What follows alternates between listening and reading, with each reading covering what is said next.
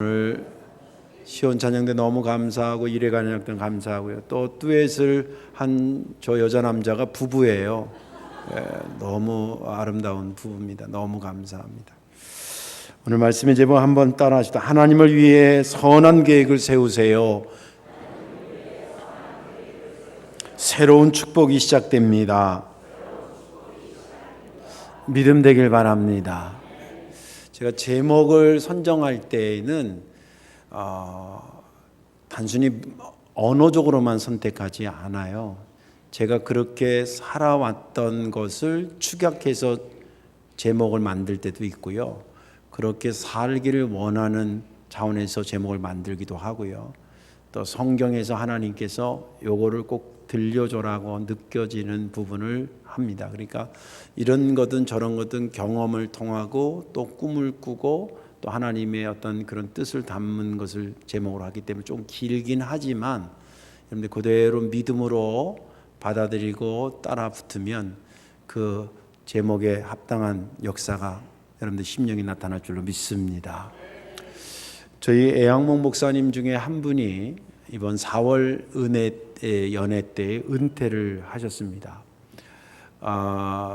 일반 직장에서 은퇴를 하시는 분도 여러 가지 복잡한 생각들이 많이 있을 겁니다. 그런데 특별히 일생을 목사로 살다가 이제 하루아침에 은퇴를 하고 이제 설교를 하던 사람이 설교를 듣는 거라든지 교회를 담임하던 사람이 이제 교회를 다니는 그런 입장이 되면 일반 다른 직장에서 은퇴하는 거랑 좀 다른, 좀 더 어떻게 보면 깊은 그런 이 충격 아닌 충격이 생긴다 그래요.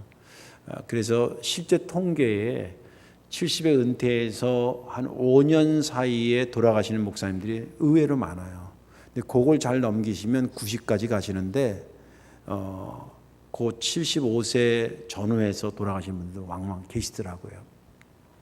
그만큼 이제 여러 가지 것들이 이제 막 누르는 그런 때인데 그 목사님은 당신이 이제 시간은 뭐 돌이킬 수 없으니까 은퇴가 다가오면서 내가 은퇴를 하게 되면 하나님께 영광을 돌리고 일생 목사로 살았는데 은퇴했다고 방법은 달라져도 영광은 돌려야 되지 않겠나 그런 걸 깊이 고민하다가 선한 계획을 몇 년 전부터 은퇴 전부터 세웠습니다. 그 첫 번째가 우리 감리교단 안에 산하에 있는 교육기관인 선교사를 교육시키는 기관들이 몇 군데가 있는데 거기에 1년 동안 다녔습니다. 그래서 물론 선교사를 꼭 가겠다는 의미가 아니라 혹시 자기가 외국에 나가서 선교사 같이 활동하려면 외국에 대한 좀 지식이 필요하겠다. 그래서 1년 동안 매주 가서 공부를 해서 했고요. 그리고 또 한 가지는 그럼 내가 가서 뭘 가지고 나갈까? 성경은 일생 했으니까 그 복음은 했는데 또 마치 성경책과 빵을 가지고 가야 되는 거죠. 이 빵을 뭐로 준비할까 생각하다가 한국어를 좀 가르쳐야 되겠다. 그런 생각입니다. 그런데 한국어를 가르치는데 우리가 한국 사람이니까 한국말 아무나 가르칠 수 있을 것 같은데 국가에서 정식 라이센스가 있어요. 면허증이 있어요. 그게 전문대학교처럼 그 목사님 보니까 2년 코스인데 배우고 시험 보고 매 학기마다 이렇게 올라가야 되고요. 그리고 실습도 나가요. 지금 실습 받고 있는 한 6개월 정도 실습까지 한대. 그러면 국가에서 당신은 우리나라 말을 다른 사람한테 가르칠 수 있는 자격증을 줍니다.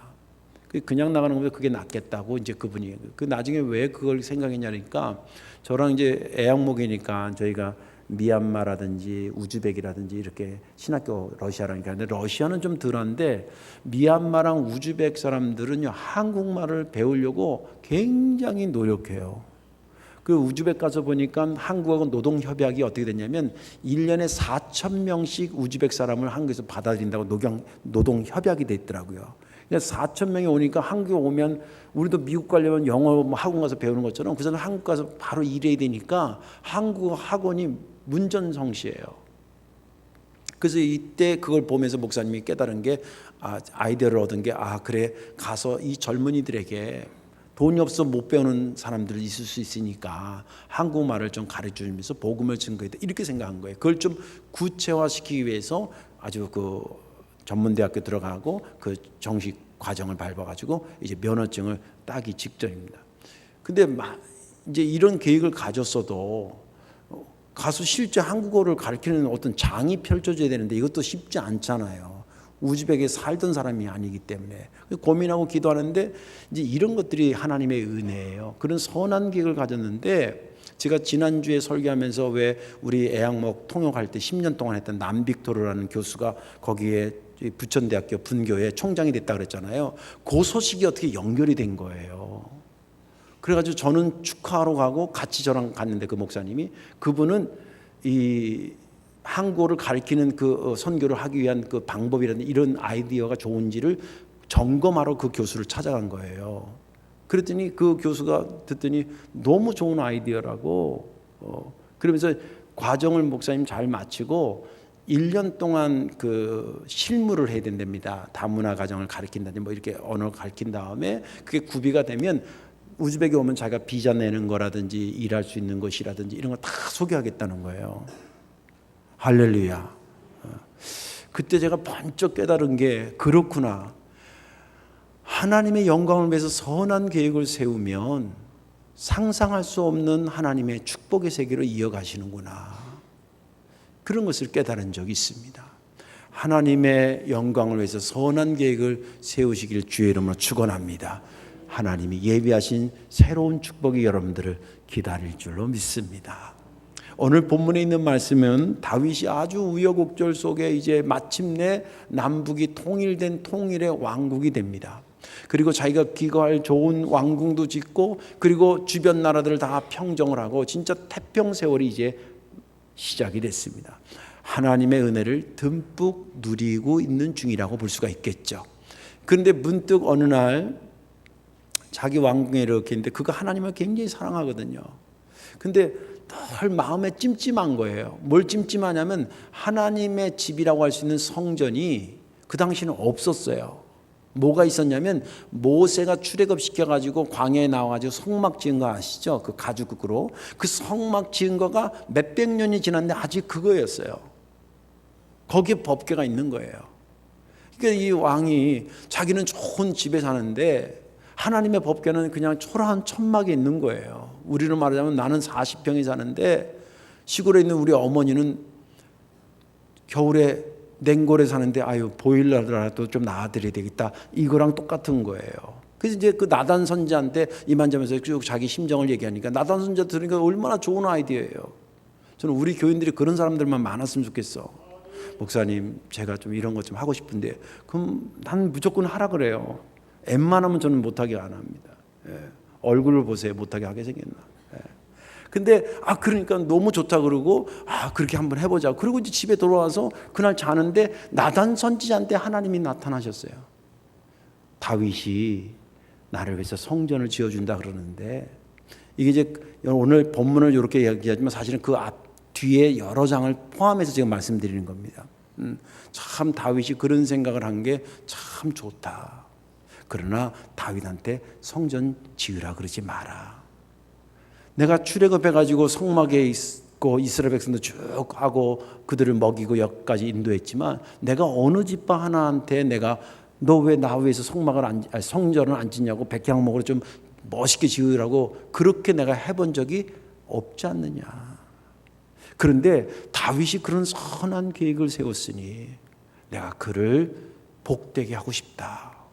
내가 그를 들어 이스라엘의 주권자로 삼고 그를 괴롭히는 모든 세력들을 내가 잠잠케 하고 그의 이름을 세계 여러 만방의 위대한 자로 높이고 그 나라를 부강케 하고 그뿐만 아니라 그 왕조를 내가 지켜주고 그가 그토록 나를 위해서 성전 짓고 싶은 거 그 본인은 짓지 못하지만 그 아들 때에 내가 짓도록 해주겠다. 이런 뭐 축복을 막 시리즈로 막 쫙 해가지고 나단 선지자한테 준 겁니다. 오늘 다 읽지 못했습니다. 그 뒤까지 더 읽거든요. 그 나단 선지자가 다음 날 또 다윗을 찾아온 겁니다. 임금님 어제 우리 이러고 헤어졌잖아요. 근데 하나님이 어젯밤에 내게 꿈에 나타나서 이렇게 얘기합니다. 그리고 나니까 다윗이 다시 주님 앞에 가서 기도하는 내용이 이제 그 뒤에라는데 거기까지 전에 우리가 오늘 본문을 읽었습니다. 저는 지난 주간에 이 본문을 보면서 제가 참 큰 은혜 받은 게 있어요. 아, 그렇구나. 다윗이 지금 하나님의 성전을 지을 계획을 세운 거예요? 지은 거예요? 잘 들으세요? 계획을 세운 거예요? 다 완성한 거예요? 계획만 세운 거예요. 계획만 세웠는데 그에게 하나님께서 주시려고 하는 복은 막 시리즈로 쫙 있는 거예요. 그렇지. 우리가 하나님에서 선한 계획을 세운 대로 어떻게 다 이루겠어. 그러나 이런 것을 보면서 우리가 영적인 통찰력을 얻는 거예요. 그렇구나. 내가 부족하지만 내가 주의 영광에서 나도 무슨 선한 계획을 한번 가져보자. 그것 자체로 하나님은 기뻐하시고 그게 성취되고 안 되고 상관없이 다윗에게 그렇게 쏟아부시는 원리를, 영적인 원리를 우리에게 가르쳐 주셨다면 우리 교회도 하나님이 기뻐하는 선한 계획을 계속 꿈꿔가고 목사는 목사대로 성도는 성도대로 꿈꿔가서 하나님의 새로운 축복의 세계에 들어가야 되지 않겠나, 그런 생각이 강하게 저에게 은혜가 됐습니다. 오늘 말씀에 저와 여러분들 함께 다 은혜 받으시고 하나님을 위해 선한 계획을 세우다가 새로운 축복자들이 되시기를 주님의 이름으로 축원합니다. 하나님을 위해 선한 계획을 세우면 왜 축복자가 되는가? 그 첫째는 하나님의 은혜를 잊지 않고 사는 자이기 때문입니다. 하나님의 은혜를 잊지 않고 사는 자이기 때문에, 그래서 그렇게 복된 자가 된다는 거예요.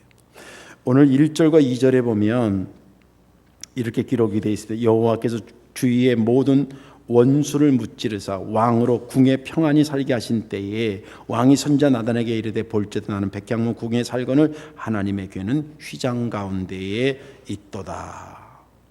이것을 쭉 자세히 보면 성전을 지으려고 생각했던 때에 다윗의 상황을 이렇게 얘기를 하고 있습니다. 근데 그 상황을 이렇게 보면 모든 원수를 무찌르고 그리고 백향목 궁에 거했더라. 요 때예요. 이거는 지금 고난의 때가 아니라 이때는 하나님의 은혜를, 평안의 은혜를 충분히 받고 있을 때였다는 거예요.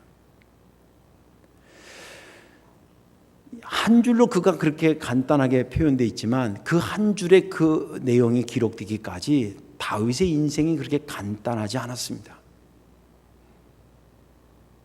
다윗이 어릴 때에 하나님께서 사무엘을 통해서 그에게 기름 부어서 왕을 만들려고 그 집에 보냅니다. 그리고 왕이 됐어요. 하나님은 왕으로 세웠는데 그 순간부터 다윗의 인생은 세상 말로 꼬여가기 시작하는 거예요. 그리고 왕이 되는 순간부터 공공의 적이 되는 거예요. 오늘 1절에도 얘기했지만 여기 원수가 한두 명이 아닌 거예요. 1절에 여호와께서 주위의 모든 원수를 무찌르사 이렇게 돼 있잖아요.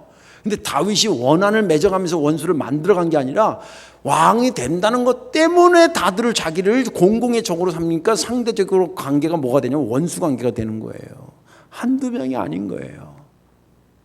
가깝게는 이스라엘 내부적으로 가깝게, 또 외부적으로 이스라엘 바깥에서 원수들이 막 대거 들고 이스라엘 내부 중에서는 당시에 왕으로 했던 사울 왕이 인정하려고 들지 않습니다. 그래서 막 잡아 죽이러 다니잖아요. 그리고 사울을 추종하던 세력들이 사울 죽은 이후에도 계속 푸시를 해가지고 이 다윗이 통일 왕국의 왕이 되기까지 7년 동안 반쪽짜리 왕으로 있었어요. 노년에는 심지어는 자기 자식까지 아버지를 쿠데타를 일으키는 대상으로 삼고 그랬어요. 그게 얼마나 마음이 심란했겠어요. 또 그것만이 아니라 외부적으로는 비근한 예로 블레셋이, 아말렉이, 브리스 족속들이 수시로 이 다윗의 왕국을 침범하고 넘어뜨리고 그러려고 그랬어요. 안팎으로 그런 거예요. 그런 것들을 하나님께서 다 정리하시고 이제 편안하게 만들어줬다는 거예요. 근데 여기서 우리가 중요한 사실 하나 기억해야 됩니다. 그가 그렇게 편안하고 하나님의 은혜를 경험하고 있을 때에 하나님의 은혜를 잊어버리지 않고 기억하고 있었다는 거예요.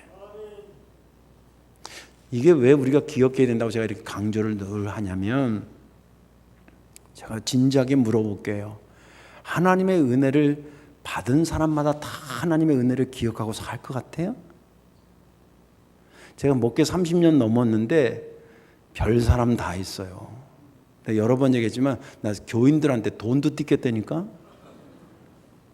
웬만하면 목사 대상으로 안 하지요. 물론 얼마나 사정이 딱했으면 그렇겠나 그러지만 뭐 대부분의 사람이 아니라 그런 사람이 있었어요. 보이는 목사한테도 그러는데 보이지 않는 하나님한테 은혜를 다 갚고 은혜를 잊어버리지 않고 산다? 천만의 말씀이에요. 그렇게 말하고 있는 저도 온전치 못해요. 성경에요, 예수님께서 가시는데 나병 환자들이 한 10명이서, 왜냐하면 나병 환자는 일반 사람을 가까이 갈 수가 없습니다. 법으로, 그 당시 법으로. 그러니까 막 소리를 지르는 거예요. 지나갈까봐, 그냥 모르고 지나갈까봐 막 우리를 고쳐달라고. 그렇지, 자기 손에서 막 진물이 나고 손마디가 썩어서 뚝뚝 떨어지는 그런 나병 환자에 걸렸으니 얼마나 애절했겠어요. 그러니까 막 애절하게 부릅니다. 그러니까 주님께서 뭐라 하냐면 제사장한테 가서 보여주라 그럽니다. 그 당시에는 모든 질병이 다 고침받았다는 확인 도장을 누가 찍어줬냐면 제사장들이 찍어줬어요. 고침받았다라는 것을 명령한 거죠. 그리고 10명이서 우르르 가다 보니까 진짜 자기 몸에 고침받은 게 느껴진 겁니다. 근데 성경은 몇 명이 가다가 고맙다고 돌아왔냐면 한 명이라고 말하고 있어요. 저는 그 퍼센테이지로 봐요. 반드시 뭐 10%다 이런 건 아니지만 퍼센테이지로 보인다니까요. 우리가 은혜를 받고 은혜를 정말 다 기억하고 사냐 이거예요. 그런데 은혜를 기억하는 자는 주를 위해서 뭔가 하려고 하는 선한 계획들을 세우게 되더라는 거예요. 그 자체가 그에게 복이라는 거예요. 여러분 생각해보세요. 머리가 어떻게 하면 남 속일까만 생각하는 그러고 사는 인생하고 어떻게 하면 하나님의 영광을 위해서 사각을 계획하고 사는 사람, 뭐 누가 복된, 뭐 되고 안 되고를 떠나서 누가 더 복된 거냐고 한번 생각해 보세요. 성경은 하나님의 은혜를 기억하고 그리고 그 은혜를부터 시작해서 하나님에서 선한 계획을 세웠던 사람들을 곳곳에 우리에게 소개해 주십니다. 신약으로 넘어와서 대표적인 사람이 바울입니다. 이 바울은 여러분 아시다시피 예수님 자체가 거짓말쟁이라 그랬고, 그걸 믿는 사람들이 우매한 자리라 말리다가 말을 안 들으면 감옥에 가지고 가두도 안 되면 죽여버리고 그랬어요. 거기에 앞장섰던 사람이 바울입니다. 그 사람은 하루 예수님이 붙잡아서 완전히 그를 변화시켜줍니다. 나 같으면 패대기를 칠 것 같은데 그를 그냥 확 사로잡아서 가슴에 확 끌어안습니다. 이걸 바울이 깨닫고요, 어마어마하게 회개하고 울어요. 예수를 따라다니는 사람이라도 끌어안아주면 감사한데 예수 믿는 것 자체를 부인하고 믿는 자들을 그렇게 했던 자기인 줄 자기가 더 잘하는데 자기를 주님께서 확 끌어안더니 구원시키시고 너는 이방인의 내가 사도로 내가 보낸다고 그렇게 명령하고 쓰시는 걸 보니까 너무 감사한 거예요. 그 은혜를 한시도 잊지 않아요. 그래서 그가 생각하는 것이 내 목숨까지라도 주님이 원하시면 내가 다 드린다. 그런 마음으로 선한 계획들을 계속 추진해 갑니다. 그의 전도여행이 1차, 2차, 3차가 있었다는 것은 이거 끝나면 그 다음 주를 영화롭게 하는 것을 계획 세우고, 그것이 끝나면 그 다음 주를 영화롭게 하는 계획 세우고, 그 다음 계속 계획을 세웠다는 거예요. 무슨 말인지 기억나시죠? 그가 사도행전에 이렇게 자기를 고백하고 있습니다. 내가 달려갈 길과 주 예수께 받은 사명 곧 하나님의 은혜의 복음을 증언하는 일을 마치려 하면은 나의 생명조차도 조금도 귀한 것으로 여기지 아니하리라. 갈라디아서 2장 20절에 내가 그리스도와 함께 십자가에 못 박혔나니 그런즉 이제는 내가 사는 것이 아니라 오직 내 안에 그리스도께서 사시는 것이다. 복음성가 있잖아요. 내가 그리스도와 함께 십자가에 못 박혔나니 이제 내가 산 것 아니요 오직 내 안에 예수께서 사신 것이라. 그런지 하나님의 은혜를 기억하는 사람들의 공통점이 있습니다. 다윗에게 있었던 거나 바울에게 있었던 거나 그 외에 하나님의 은혜를 경험한 사람들, 그것을 잊지 않고 계속 있는 사람들은 반드시 하나님을 위해서 움직이고 선한 계획을 세우고 쫓아가더라는 거예요. 다윗은 성전 건축을 꿈꿔왔고, 그리고 바울은 내가 사마리아 스페인까지 서바나죠. 서바나 땅 끝까지 복음을 증거해야 되겠다. 둘 다 성취는 못 시켰어요. 다윗도 성전의 꿈을 꿨지만 선한 계획을 세웠지만 짓지 못하고, 이 바울도 스페인까지 내가 복음 증거해야 된다고 생각했지만 거기까지 가지 못하고 죽었습니다. 그런 계획만 그들이 세웠을 뿐인데도 불구하고 다윗은 3,000년이 지난 우리가 그를 기억하고 있습니다. 단어적으로 그 이름을 기억하는 것이 아니라 그의 삶의 거룩한 영향력을 기억하고 있습니다. 바울 역시도 마찬가지입니다. 복음을 증거하는 사람들, 선교사들에게 있어서 그 핵심을 딱 꽂으면 예수 바울입니다. 구원하신 예수 바울처럼 복음 증거. 그것이 수많은 선교사, 세계에 흩어져 있는 모든 선교사들의 가슴에 불 붙인 사람이 바울인데, 그 사람이 2000년 전에 우리랑 어마어마하게 떨어진 먼 데서 살던 사람에 불과한 겁니다. 그런데 그의 영향력은 그치지 않고 있는데, 그 사람만큼 복받은 사람이 어디 있겠어요? 생각해 보세요. 우리 내 이름이 앞으로 후대에 얼마 정도까지 전달될 거라고 생각합니까? 또 몇 명한테나 내 이름이 전달될 거라고 생각합니까? 그냥 한 시대나 두 시대 정도 기억하면 끝나요. 그러나 바울과 다윗은 그런 사람이 아니었습니다. 그가 그렇게 만든 게 아니라 하나님이 그를 그렇게 복되게 만들어 주셨던 것입니다. 이제 우리의 이야기로 돌아와 보십시다. 우리는 하나님의 영광을 위해서 선한 계획을 세울 자격이 없냐? 있습니다. 오늘 제가 알려드린 방법대로 하십시오. 하나님이 내게 주신 은혜들을 한번 세워보십시오. 기억해 보시라는 겁니다. 떠올려 보십시오. 지금 자기 옆에 아내랑 같이 앉아있는 사람, 우리 장순희 집사가 열심히 했지만 남편이 받쳐줘서 오늘 더 멋있게 들린 거예요. 정 집사님도 잘했지만 부인이 탁 치고 나가주니까 뒤따라 잘 간 거예요. 내 옆에 아내가 있는 게 은혜고, 내 남편이 있는 게 은혜고, 내가 지금 살아서 여기 앉아있는, 제가 어젯밤에도 어느 분 신방 갔는데 너무 힘들어요.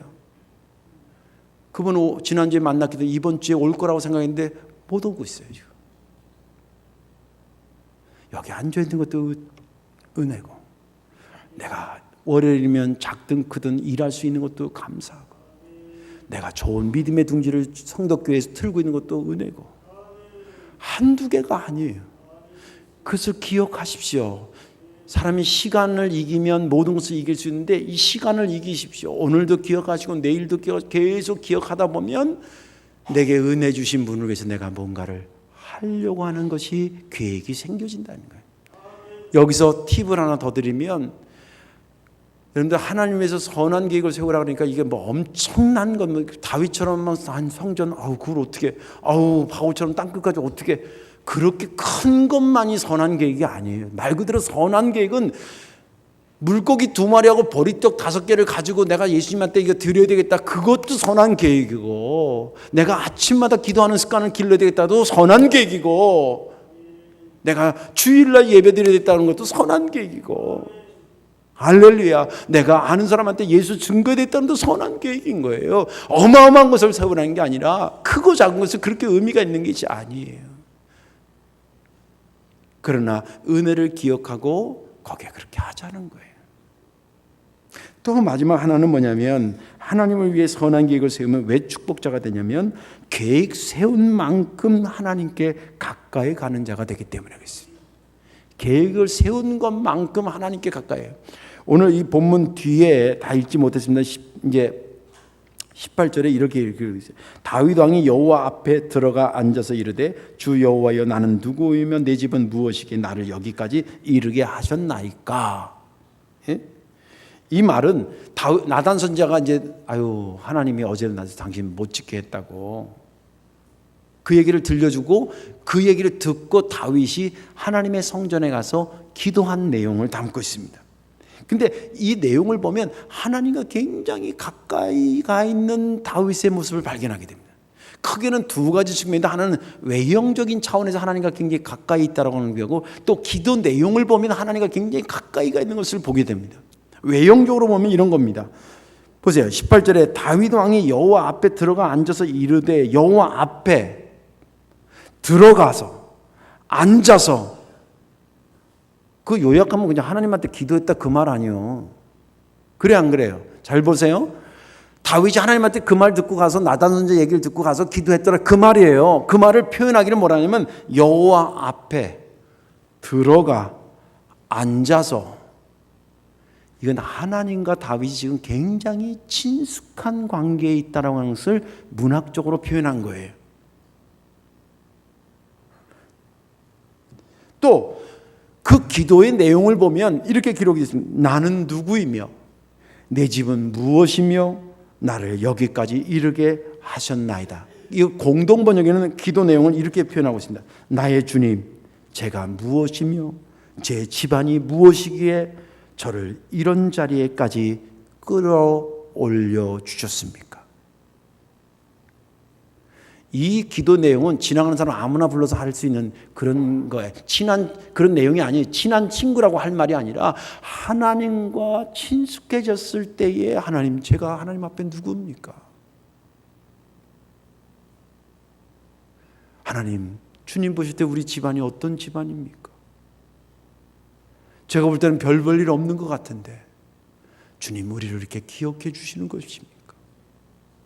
이 자리에 이렇게 끌어올려 주시는 것입니까? 이런 내용이 정말 누구와의 얘기를 한다 할 때 굉장히 친숙한 관계 속에서는 할 수 있는 말이지 안지 얼마 안 된 사람한테 할 말이 아니라 이 말이에요. 이것은 다윗과 하나님이 굉장히 가까워져 있는 상태를 얘기하는데 여기서 중요한 것은 뭐냐면 그렇게 가까워질 수 있는 것을 표현할 수 있는 그 출발점이 어디 있었냐면 하나님을 위해서 선한 계획을 세운 것만큼 가까워져 있더라는 거예요. 공부에 대해서 여러분들이 어떤 계획을 세우면 생각해 보세요. 공부에 대해서 어떤 것을 세웠다 그러면 공부에 대해서 가르치는 선생님이나 학교가 가까워지는 거예요. 이해가 되시죠? 다윗이 그렇지 않아도 하나님 앞에 가까이 지낸 사람이긴 하지만 하나님에서 선한 계획을 세우는 순간부터 하나님 앞에 더 가까이 가는 거예요. 그것이 그에게 복이었다 이 말이에요. 우리가 자꾸 복이라 그러니까 뭘 얻어서만 복이 아니라 여러분들 시편에 이런 말씀이 있잖아요. 여호와를 가까이 하면 내게 복이라. 여러분들 왜 복된 자리에 앉으신 줄 아세요? 하나님께 지금 가까이 왔기 때문에 복된 자리에 앉으신 줄 믿으시기 바랍니다. 설교가 좀 더 있는데 시간이 많이 해서 축약을 하겠습니다. 이제 말씀을 정리합니다. 삶은 계획의 연속입니다. 사람이 태어나면 한 달 안에 우리나라 법에는 출생신고를 하게 돼요. 출생신고를 하면 국가에서 주민등록번호를 줍니다. 그렇죠? 다 가지시죠? 주민등록번호를 준다는 얘기는 국가에서 내가 당신에 대해서 이제 계획을 세우겠습니다. 그 뜻입니다. 초등학교 갈 때 되면 입학통지서를 보내겠다는 얘기고 군대 갈 나이가 되면 영장을 보내겠다는 것이고 그리고 집에서 아이가 태어나면 이름을 지어줍니다. 이름을 지어주는 것은 그 어머니 아버지가 그 아이에 대해서 계획을 갖기 시작했다는 것입니다. 우리 큰 놈도 하은이 하진인데 집안 학렬이 하자 돌림이 아니라 그냥 하나님의 은혜, 하나님의 진리, 이렇게 해서 하은이 하진인데, 그에 대한 이름을 지을 때 가다가서 우선 얼른 한 게 아니라 낳기 전부터 기획하고 그리고 기도하다가 지은 이름입니다. 계획을 갖기 시작했대요. 또 자기가 이제 중학교, 고등학교 가서 자기 인생에 대해서 자기가 생각하면 자기 인생에 대해서 자기가 계획을 세웁니다. 아, 나 뭘 전공하고 싶은데 그럼 대학을 어디로 가지? 무슨 과를 가지? 그러면서 자기 인생에 대해서 세웁니다. 또 은퇴나 애경사를 앞두면 사람들이 거기 어떻게 할까 계획을 세웁니다. 그렇다고 한다면 하나님께서 독생자 예수 그리스도를 통해서 우리를 구원하시고 나를 하나님의 백성으로 삼았다 그러면 영적인 것에 계획을 세워야 될까요? 세우지 말아야 될까요? 당연히 세워야지. 나를 위해서 죽으신 예수 그리스도, 그의 영광을 위해서 우리가 계획을 세워야 되는 거예요? 안 세워야 되는 거예요? 당연히 세워야 되는 것이.